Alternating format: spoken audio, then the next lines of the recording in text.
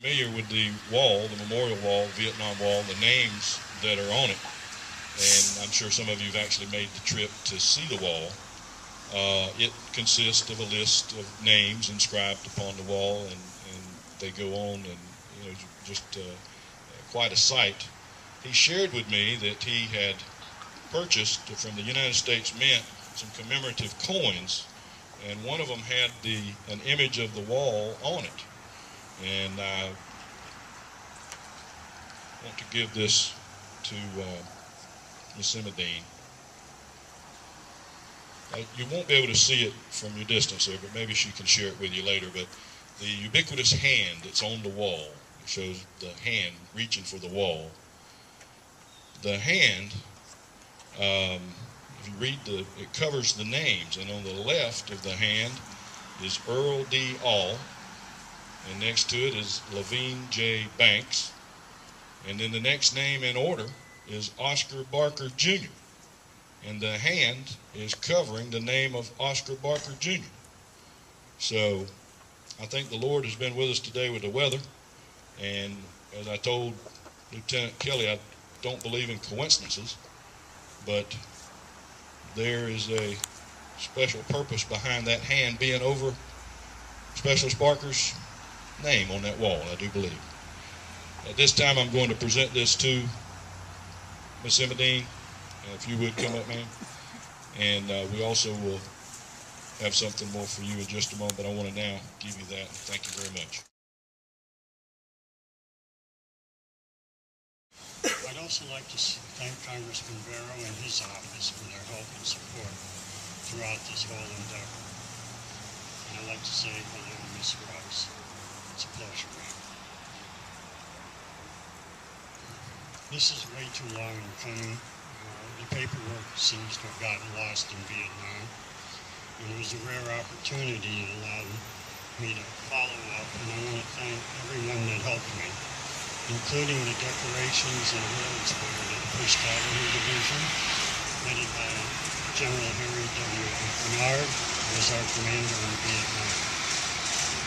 If you'll allow me just 1 minute to say something about Oscar. It goes without saying that he was a wonderful soldier and a soldier that I admired. Over the period of months that I knew him, he was exemplary.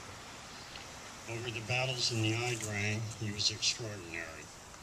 Over the 4 days that we fought at what I call Chupong Mountain and Ia Drang River, which is LZ X-Ray and LZ Albany today, I was proud to have him in my squad, the 2nd Squad of A Company, 2nd Battalion, 7th Cavalry. Over the afternoon on which he died, on 2 occasions, one he told me I wasn't allowed to die and I had to get up and move it. And when he had the opportunity on at least 2 occasions to withdraw, he refused and insisted on staying to hold the position. No person more deserving of the Silver Star than Oscar Barker. But beyond his heroism, he was a good friend.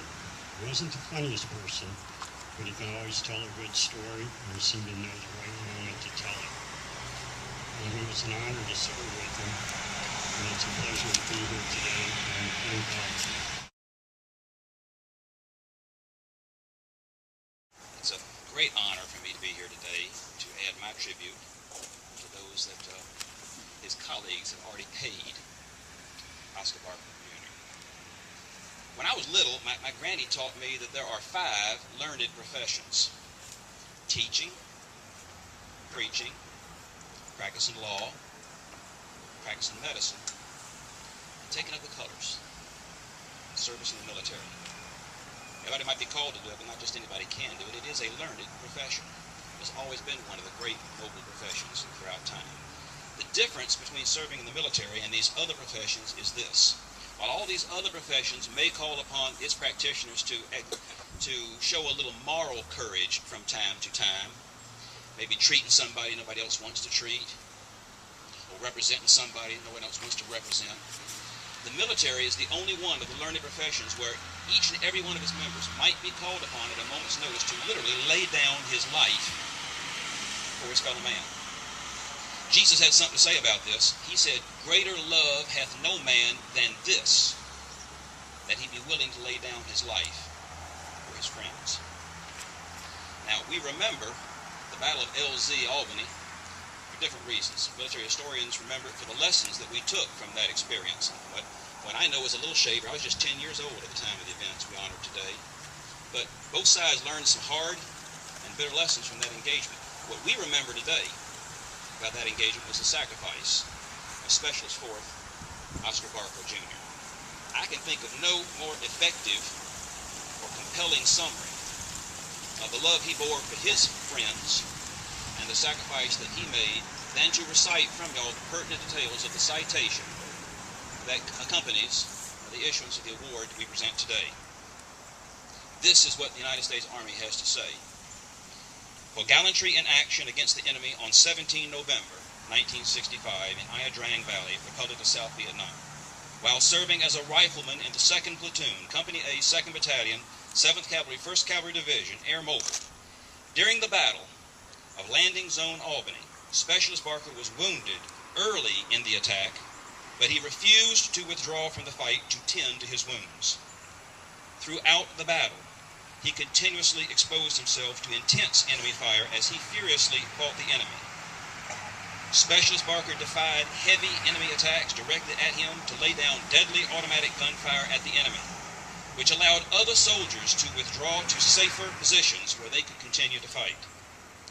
As enemy forces closed in, he refused directions to withdraw to a safer location and took charge by encouraging soldiers and physically assisting them in moving to safer locations from which to continue the fight, stopping to dress wounds and return fire along the way. Specialist Barker rallied his squad, inflicted heavy damage upon enemy forces, and saved the lives of several soldiers before he was mortally wounded. The gallantry displayed by Specialist 4 Barker was in keeping with the highest traditions of the military service and reflects great credit upon himself, the 7th Cavalry, and the United States Army. Today, we're all in the representing business in different ways and different degrees. We represent our families, our churches, our schools. You're representing two very important categories of folks, not just those who died in the line of duty, but you're representing the families of all those who suffered losses like that. Because whenever anyone falls in the line of duty, it leaves a large hole in the lives of a great many other people. It has been 45 years since his death and 5 years since the death of his widow, Ms. Barker.